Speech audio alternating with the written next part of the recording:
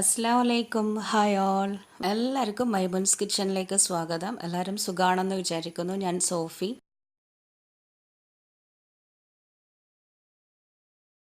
ഇന്ന് ഞാനൊരു ഡിന്നർ വ്ളോഗാണ് കാണിക്കുന്നത്. ലിവർ വരട്ടിയതും അതുപോലെ തന്നെ നെയ്ച്ചോറുമാണ് ഇന്നത്തെ റെസിപ്പി.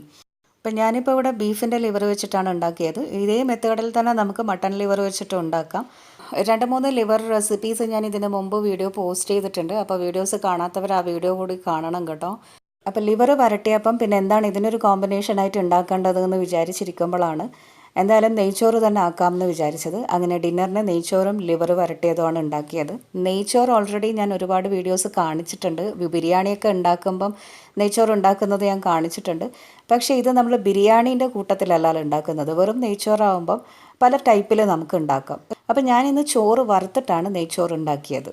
അപ്പോൾ ഇങ്ങനെ നെയ്ച്ചോറ് വെക്കുമ്പം നല്ല മണിമണിയായിട്ടുള്ള ചോറ് കിട്ടും. പിന്നെ മെയിനായിട്ട് വെള്ളത്തിൻ്റെ അളവ് എന്തായാലും ശ്രദ്ധിക്കണം. എന്നാലും ആ കറക്റ്റ് അളവിൽ നമ്മൾ വെള്ളമൊക്കെ ചേർത്തിട്ട് നെയ്ച്ചോറ് ഇതേപോലെ വറുത്തിട്ട് വെച്ച് കഴിഞ്ഞാൽ നല്ല പെർഫെക്റ്റ് ആയിട്ടുള്ള മണിമണിയായിട്ടുള്ള നെയ്ച്ചോറ് കിട്ടും.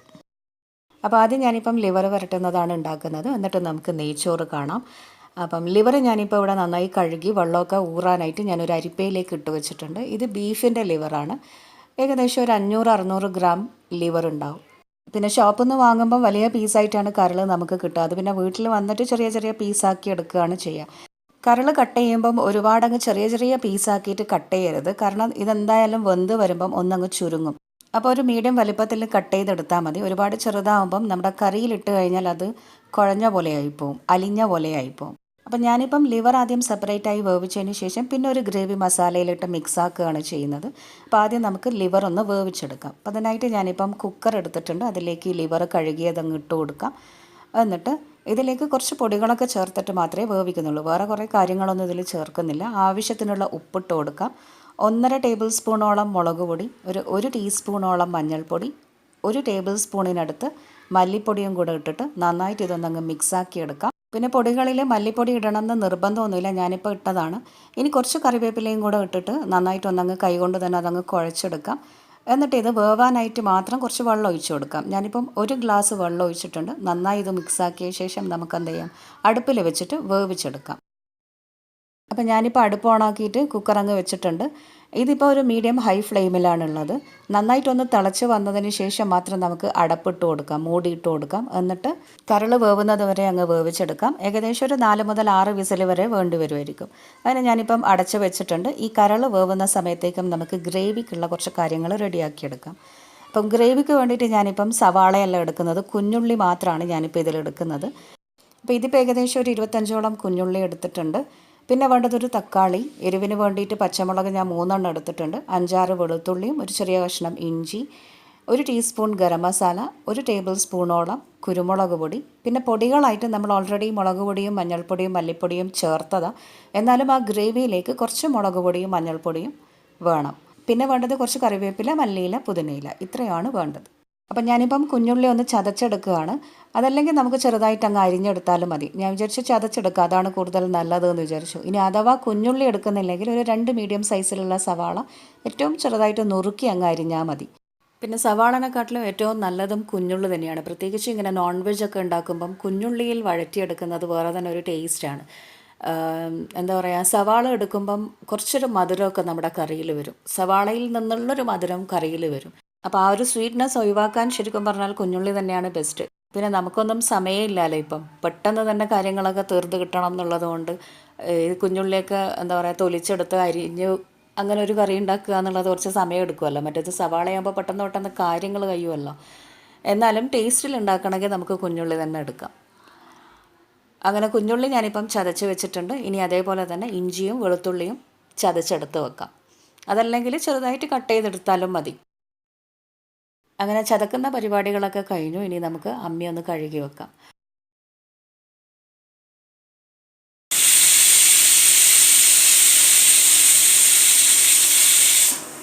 അപ്പോഴേക്കും നമ്മുടെ കരൾ ഒരു വിസിൽ വന്നിട്ടുണ്ട്. ഇനി ഒന്ന് ഫ്ലെയിം മീഡിയം ആക്കി വെച്ചതിന് ശേഷം ഒരു 4 വിസിൽ വരെ നമുക്കിത് വേവിച്ചെടുക്കാം. പിന്നെ എന്തായാലും വെള്ളം വറ്റിപ്പോകുമോ എന്നുള്ള ടെൻഷനൊന്നും വേണ്ട. കാരണം നമ്മൾ ഓൾറെഡി 1 ഗ്ലാസ് വെള്ളം ഒഴിച്ചതാണ്. പിന്നെ ഈ കരളിൽ നിന്നൊക്കെ കുറച്ച് വെള്ളം എന്തായാലും ഇറങ്ങും. അപ്പോൾ അതിൽ കിടന്നിട്ട് നന്നായിട്ട് അങ്ങ് വെന്ത് വന്നോളും. അപ്പോൾ കരളങ്ങനെ ഒരു 2-3 വിസിലൊക്കെ വന്നിട്ടുണ്ട്. അപ്പോഴേക്കും ഞാനിപ്പം ചട്ടി റെഡിയാക്കി വെച്ചിട്ടുണ്ട്. നമുക്കൊരു കുഞ്ഞുള്ളീൻ്റെ ഗ്രേവി ഉണ്ടാക്കണ്ടേ, അതിന് വേണ്ടിയിട്ട് ചട്ടി നന്നായി ചൂടാക്കി എടുത്തിട്ടുണ്ട്. ഇതിലേക്ക് കുറച്ച് വെളിച്ചെണ്ണയോ അല്ലെങ്കിൽ ഓയിലോ ഒഴിച്ച് കൊടുക്കാം. 2-3 ടേബിൾ സ്പൂൺ ഓയിൽ ഒഴിച്ച് കൊടുക്കാം. എന്നിട്ട് ഇതിലേക്ക് ചൂടായി വരുമ്പം ചതച്ച് വെച്ചിട്ടുള്ള കുഞ്ഞുള്ളി ഇട്ട് കൊടുക്കാം. കുഞ്ഞുള്ളി ഇട്ടിട്ട് എണ്ണയിൽ നന്നായിട്ടൊന്നങ്ങ് വഴറ്റിയെടുക്കണം. കുഞ്ഞുള്ളിയുടെ കളറൊക്കെ നന്നായി ഒന്നങ്ങ് മാറി വരുന്നത് വരെ നമുക്കിത് വഴറ്റിയെടുക്കാം. അപ്പോൾ നന്നായിട്ടൊന്ന് വഴന്ന് കിട്ടാനായിട്ട് നമുക്കിതിലേക്ക് കുറച്ച് ഉപ്പ് ചേർത്ത് കൊടുക്കാം. ഒരുപാട് ചേർക്കണ്ട, കാരണം നമ്മൾ ഓൾറെഡി കരളിൽ ചേർത്തതാണ്. അപ്പോൾ ഇതിൽ നോക്കിയിട്ട് മാത്രം ചേർത്താൽ മതി. അങ്ങനെ ഞാനിപ്പോൾ ഉപ്പും ചേർത്തിട്ട് നന്നായിട്ട് ഇത് വഴറ്റിയെടുത്തിട്ടുണ്ട്. ഒന്നങ്ങ് സോഫ്റ്റ് ആവാനായിട്ട് നമുക്ക് അടച്ച് വെക്കാം. ഒരു 2-3 മിനിറ്റ് ലോ ഫ്ലെയിമിലിട്ടിട്ട് തന്നെ അടച്ച് വെക്കാം. ഏറ്റവും സിമ്മാക്കി വെച്ചിട്ട് അടച്ച് വെക്കാം. അങ്ങനെ ഞാനിപ്പോൾ അടച്ച് വെച്ചിട്ട് 1-2 മിനിറ്റ് കഴിഞ്ഞിട്ടുണ്ട്. മൂടി തുറന്നിട്ട് ഒന്നുകൂടെ ഇളക്കി കൊടുക്കാം. അപ്പോൾ കുഞ്ഞുള്ളി നന്നായിട്ട് സോഫ്റ്റായി ഒന്ന് കുഴഞ്ഞ പോലെയായി കിട്ടാനായിട്ട് കുറഞ്ഞത് ഒരു 5-8 മിനിറ്റോളം നമ്മളിങ്ങനെ അടച്ചിട്ട് തന്നെ വെക്കണം. അപ്പോൾ ആ ഈർപ്പമൊക്കെ ഇറങ്ങിയിട്ട് നന്നായിട്ട് അങ്ങ് വെന്ത് വന്നോളും. അതിനിടയിൽ 2-3 തവണയായിട്ടൊന്നങ്ങ് ഇടയ്ക്കിടയ്ക്കൊന്നങ്ങ് ഇളക്കി കൊടുക്കണം. ഇല്ലാന്നുണ്ടെങ്കിൽ കുഞ്ഞുള്ളി അങ്ങ് കരിഞ്ഞു പോകും. അപ്പോൾ കരിഞ്ഞൊരു ചൊയ വരും. ഇപ്പം നമ്മുടെ കുഞ്ഞുള്ളി ഏകദേശം സോഫ്റ്റ് ആയിട്ടുണ്ട്, കളറ് നന്നായി ചേഞ്ച് ആയിട്ടുണ്ട്. ഇനി ഇതിലേക്ക് നമുക്ക് ചതച്ച് വെച്ചിട്ടുള്ള ഇഞ്ചിയും വെളുത്തുള്ളിയും ചേർത്ത് കൊടുക്കാം. എന്നിട്ട് ഈ ഇഞ്ചിൻ്റെയും വെളുത്തുള്ളിൻ്റെയൊക്കെ ആ പച്ചമണം മാറുന്നത് വരെ ഒന്നങ്ങ് വഴറ്റിയെടുക്കാം. അതിനുശേഷം നമുക്ക് അരിഞ്ഞ് വെച്ചിട്ടുള്ള 3 പച്ചമുളക് ചേർത്ത് കൊടുക്കാം. ഇതിപ്പോൾ നല്ല എരിവുള്ള പച്ചമുളകാണ്, അതുകൊണ്ടാണ് ഞാനിപ്പോൾ 3 എടുത്തത്. ഇനി അഥവാ എരിവ് പോരാന്ന് തോന്നുകയാണെങ്കിൽ ഒരു 4-5 ഒക്കെ കൂട്ടാം. പിന്നെ നമ്മൾ എന്തായാലും ഇതിൽ കുരുമുളകും കൂടെ ചേർക്കും. അപ്പോൾ അതൊക്കെ ഒന്ന് ബാലൻസ് ചെയ്തിട്ട് പച്ചമുളക് ചേർത്താൽ മതി. നന്നായി ഒന്ന് മിക്സ് ആക്കിയിട്ട് എല്ലാം ഒന്ന് പിടിക്കാനായിട്ട് നമുക്കൊന്ന് അടച്ച് വെക്കാം. അപ്പോൾ മുളകിൻ്റെയൊക്കെ ആ ഒരു പച്ചമണം മാറുന്നത് വരെ ഒന്നങ്ങ് അടച്ച് വെച്ചാൽ മതി. അതിനിടയ്ക്ക് ഞാനിപ്പം നെയ്ച്ചോറിന് വേണ്ടിയിട്ടുള്ള അരിയുടെ എടുത്ത് വെച്ചിട്ടുണ്ട്. 1.5 ഗ്ലാസ് ജീരകശാല അരിയാണ് ഞാൻ എടുത്തത്. ഇത് നന്നായി കഴുകിയിട്ട് വെള്ളം ഊറാനായിട്ട് ഒരു അരിപ്പയിലിട്ട് വെക്കണം. അപ്പോഴേക്കും നമ്മുടെ കുഞ്ഞുള്ളിയൊക്കെ വെന്തോ എന്ന് നോക്കാം. ഇപ്പം ഒന്ന് കണ്ടോ, നമ്മുടെ കുഞ്ഞുള്ളി നന്നായിട്ട് കുഴഞ്ഞ് കിട്ടിയിട്ടുണ്ട്. ചെറുതായിട്ട് കളറ് മാറിയിട്ടുണ്ട്, എന്നാൽ അങ്ങനെ അടി പിടിച്ചിട്ടൊന്നുമില്ല. നന്നായി ഒന്നങ്ങ് ഇളക്കി കൊടുക്കാം. ഇതിലേക്ക് ഇനി ചേർക്കാനുള്ളത് തക്കാളിയാണ്. ഞാനിപ്പം 1 തക്കാളി ചേർത്തിട്ടുണ്ട്. വലിയ തക്കാളിയാണ് എടുത്തത്. അതല്ലെങ്കിൽ 2 മീഡിയം സൈസിലുള്ള തക്കാളി എടുത്താൽ മതി. എന്നിട്ട് ഇത് നന്നായി ഒന്നങ്ങ് ഇളക്കി കൊടുക്കാം. ഇനി തക്കാളി ഒന്ന് നന്നായിട്ട് കുഴഞ്ഞ പോലെ ആവണം. ഈ ഒരു കറിയിലെല്ലാം ഒന്ന് കുഴഞ്ഞിട്ട് നല്ലൊരു ഗ്രേവി മാത്രമായിട്ട് കിട്ടണം. ഇങ്ങനെ കടിക്കാനായിട്ട് ആ കരൾ മാത്രമേ കിട്ടുള്ളൂ, ബാക്കിയുള്ളതൊക്കെ നന്നായി കുഴഞ്ഞു പോകണം. അപ്പോൾ അതിനായിട്ട് നമുക്ക് എന്ത് ചെയ്യാം, ഇതൊക്കെ ഒന്ന് ഇളക്കി കൊടുത്തിട്ട് തക്കാളി ഉടയാനായിട്ട് ഒരു 3-4 മിനിറ്റ് ലോ ഫ്ലെയിമിലിട്ടിട്ട് അടച്ച് വെക്കാം. അങ്ങനെ ഇപ്പോൾ ഒരു 5 മിനിറ്റൊക്കെ കഴിഞ്ഞിട്ടുണ്ട്. ഇടയ്ക്കിടയ്ക്ക് ഞാനൊന്നങ്ങ് തുറന്നിട്ട് ഇളക്കി കൊടുത്തിട്ടുണ്ട്. പിന്നെ അതിനിടയിൽ ഒന്ന് ഗ്രേവിയായി കിട്ടാനായിട്ട് ഞാനിതിലേക്ക് ഒരു 1/2 ഗ്ലാസ് വെള്ളം ഒഴിച്ചിട്ടുണ്ട്. എന്നിട്ട് ഇളക്കി കൊടുത്ത് പിന്നെ ഒന്ന് അടച്ച് വെച്ചതാണ്. ഇപ്പം തക്കാളിയും കുഞ്ഞുള്ളിയൊക്കെ നന്നായിട്ട് ഉടഞ്ഞ് കിട്ടിയിട്ടുണ്ട്. പിന്നെ ഒരു ഗ്രേവി രൂപത്തിലായിട്ടുണ്ട്. ഇനി ഇതിലേക്ക് കുറച്ച് പൊടികൾ ചേർത്ത് കൊടുക്കാം.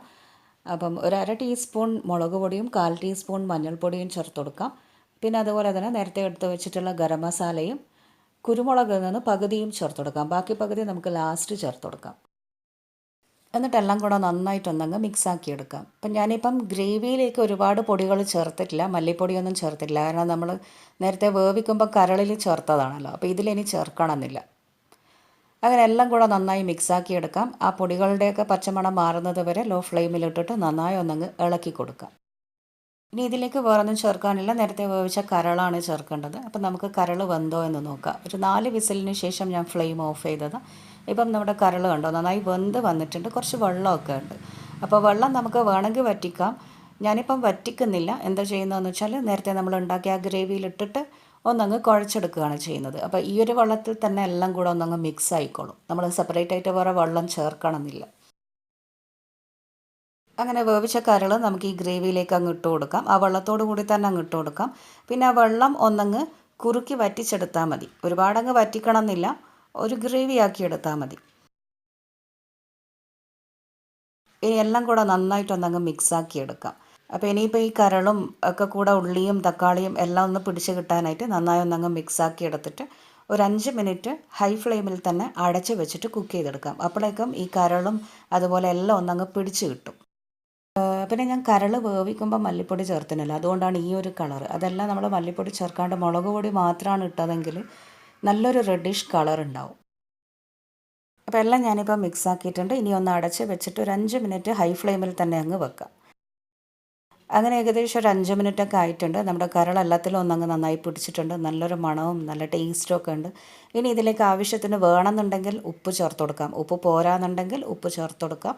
പിന്നെ അരിഞ്ഞു വെച്ചിട്ടുള്ള മല്ലിയില, പുതിനയില, കറിവേപ്പില ഇവ മൂന്നും അരിഞ്ഞിട്ട് അങ്ങ് ഇട്ട് കൊടുക്കാം. ഞാൻ എൻ്റെ ഒരു ടേസ്റ്റിന് വേണ്ടിയിട്ട് അരമുറി നാരങ്ങയും കൂടെ പിഴിഞ്ഞൊഴിക്കുന്നുണ്ട്. എന്നിട്ട് നന്നായിട്ടൊന്നങ്ങ് മിക്സാക്കി എടുക്കാം. അങ്ങനെ കുഞ്ഞുള്ളി ചേർത്തിട്ട് നല്ല അടിപൊളി ടേസ്റ്റി ആയിട്ട് വരട്ടിയെടുത്ത ലിവർ ഇവിടെ റെഡി ആയിട്ടുണ്ട്. ഇപ്പം ഇതിനി വേണമെങ്കിൽ നമുക്കൊന്നങ്ങ് ഡ്രൈ ആക്കി എടുക്കാം, കുറച്ചും കൂടെ ഒന്നങ്ങ് വറ്റിച്ചെടുക്കാം.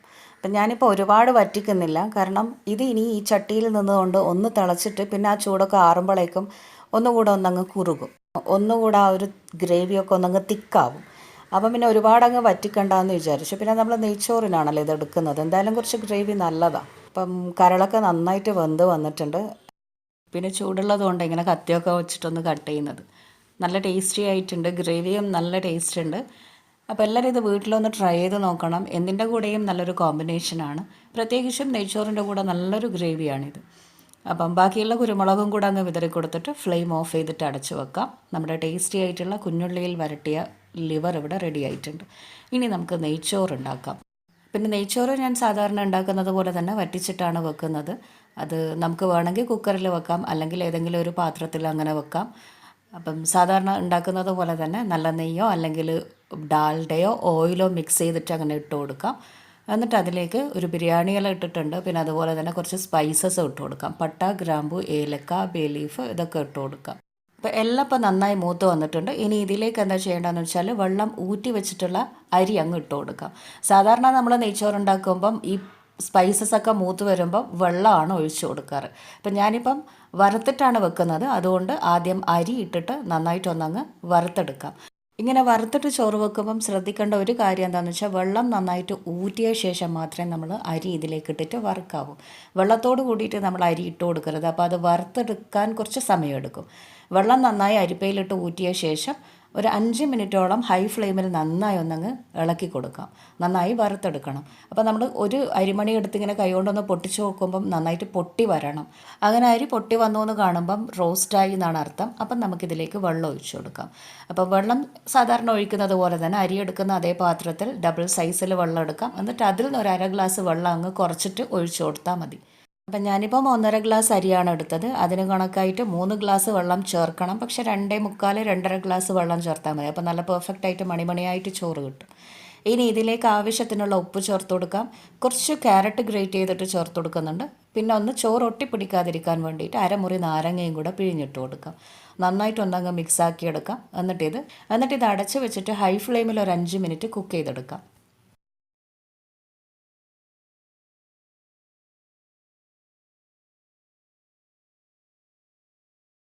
അങ്ങനെ ഞാനിപ്പം ഹൈ ഫ്ലെയിമിൽ 5 മിനിറ്റ് വെച്ചപ്പോൾ ഒന്ന് തുറന്ന് നോക്കിയതാണ്. ഇപ്പോൾ വെള്ളമൊക്കെ ചെറുതായിട്ട് വറ്റി തുടങ്ങിയിട്ടുണ്ട്. ഇനി ഇതൊന്നും കൂടെ ഇളക്കി കൊടുത്തിട്ട് ഫ്ലെയിം നന്നായിട്ട് കുറച്ചിട്ട് സിമ്മിൽ വെച്ചിട്ട് ഒരു 10 മുതൽ 15 മിനിറ്റ് വരെ വേവിച്ചെടുക്കണം. പിന്നെ അതിനിടയിൽ ഒരു 10 മിനിറ്റൊക്കെ ആയാൽ ഒന്ന് തുറന്ന് നോക്കിയിട്ട് ഇളക്കി കൊടുക്കണം, കാരണം അടിയിൽ പിടിക്കാൻ ചാൻസ് ഉണ്ട്. പിന്നെ അതുപോലെ കൂടുതൽ വെള്ളം വറ്റിയാലും കുഴഞ്ഞു പോകാൻ ചാൻസ് ഉണ്ട്. അപ്പോൾ 10 മിനിറ്റ് ആയാൽ ഒന്ന് തുറന്ന് നോക്കിയിട്ട് ഓക്കെ ആണെങ്കിൽ ഫ്ലെയിം ഓഫ് ചെയ്യാം. അങ്ങനെ ഞാനിപ്പം സിമ്മിൽ വെച്ചിട്ട് 10 മിനിറ്റോളം വേവിച്ചെടുത്തിട്ടുണ്ട്. ചോറൊക്കെ നന്നായി വെന്ത് വന്നിട്ടുണ്ട്, നല്ല മണിമണിയായിട്ട് കിട്ടിയിട്ടുണ്ട്. അപ്പം നമ്മുടെ ടേസ്റ്റി ആയിട്ടുള്ള നെയ്ച്ചോറും കരൾ വരട്ടിയതും ഇവിടെ റെഡി ആയിട്ടുണ്ട്. ഇനി ഇത് നമുക്ക് ചൂടോടെ പ്ലേറ്റിലേക്ക് സെർവ് ചെയ്യാം. നല്ല ചൂട് നെയ്ച്ചോറും കരൾ വരട്ടിയതും ആഹാ നല്ല ടേസ്റ്റാണ് കേട്ടോ. അപ്പോൾ എല്ലാവരും ഇത് വീട്ടിൽ ട്രൈ ചെയ്ത് നോക്കിയിട്ട് എന്നോട് അഭിപ്രായം പറയണം. വറുത്തിട്ട് നെയ്ച്ചോറ് വെക്കാത്തവർ ഇതേപോലെ ഒന്ന് ട്രൈ ചെയ്ത് നോക്കൂ, ശരിയാകും എന്തായാലും. പിന്നെ ബിരിയാണി ഉണ്ടാക്കുമ്പോഴും ചിലപ്പോഴെങ്കിലും ഞാനിങ്ങനെ വറുത്തിട്ട് ചോറ് വെക്കാറുണ്ട്. അപ്പം നല്ല മണിമണിയായിട്ടുള്ള ചോറ് കിട്ടും. പിന്നെ ചോറിങ്ങനെ എണ്ണയിൽ വറുത്തിട്ട് വെക്കുമ്പോഴുള്ള ആ ഒരു ടേസ്റ്റും നല്ല അടിപൊളി ടേസ്റ്റ് തന്നെയാണ്. അപ്പോൾ എല്ലാവരും ഈ വീഡിയോ കണ്ടിട്ട് വീട്ടിൽ ട്രൈ ചെയ്ത് നോക്കണം. കുഞ്ഞുള്ളിയിൽ ലിവർ വരട്ടിയിട്ടില്ലാത്തവർ ഇതേപോലെ ഒന്ന് വരട്ടി നോക്കണം. ലിവർ മാത്രമല്ല, നമുക്ക് ബീഫും ഇതേപോലെ ഉണ്ടാക്കാം, നല്ല ടേസ്റ്റാണ് കേട്ടോ. അപ്പോൾ എല്ലാവരും ഇത് വീട്ടിൽ ഉണ്ടാക്കി നോക്കിയിട്ട് എന്നോട് അഭിപ്രായം പറയണം. വീഡിയോസ് കാണാത്തവർ വീഡിയോസ് എല്ലാം ഒന്ന് കാണണം, സപ്പോർട്ട് ചെയ്യണം. പുതിയ റെസിപ്പിയുമായി നമുക്ക് ഇനിയും കാണാം. Till then take care and bye from Maimoon's kitchen. Thank you.